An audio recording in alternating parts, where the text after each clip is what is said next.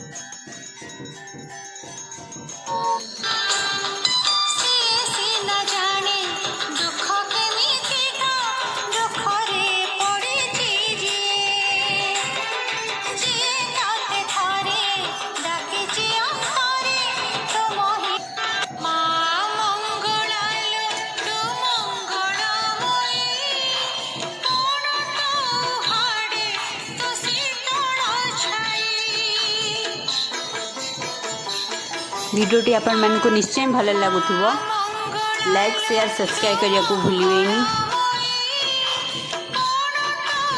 माँ को आरती भी आपण मैंने देखिले पूजा अर्चना भी देखिले।